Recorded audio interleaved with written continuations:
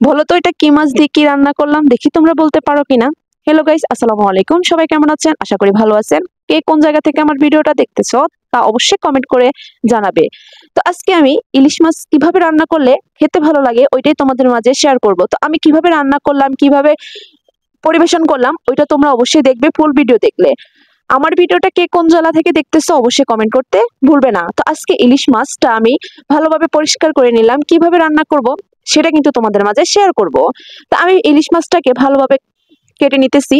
ইলিশের বাড়ি চাঁদপুর কথাটা কিন্তু সত্য হলো আমাদের কাছে কাছে মিথ্যে। কারণ আমরা ইলিশ মাছ চোখে দেখি, বাট অনেক সময় কিনতে পারি না, কারণ এতই চড়া দাম। চাঁদপুরের বাড়ি ইলিশ হলো, আমরা সচরাচর দেখি না। আর বাজারেও যদি থাকে সেটা কিন্তু অনেক চড়া দাম।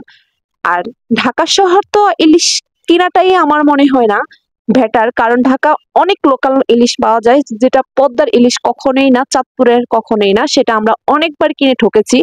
সো ওই মাছগুলা কিনে এতটাই দুঃখ পেয়েছি যে এটা কেমন ইলিশ মাছ।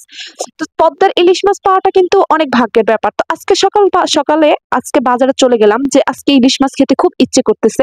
সো বাজারে গিয়ে একটা ইলিশ মাছ ভালো পেলাম, ওইটাই নিয়ে আসলাম। তো এটাকে আমি আজকে কি করে রান্না করব, ভাজি করব না তরকারি দিয়ে রান্না করব।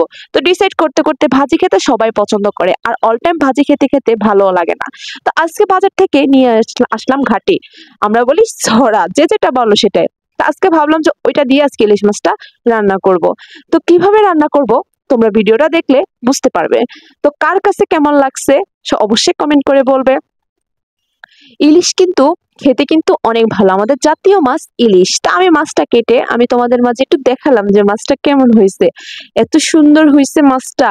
আর মাছটা যখন ভাজি করছি এত ফ্লেভার, মানে আমি মানে ঢাকা আসছি ধরে কখনো এত ফ্লেভারের ইলিশ মাছ পাইনি। ভালো থাকো সবাই।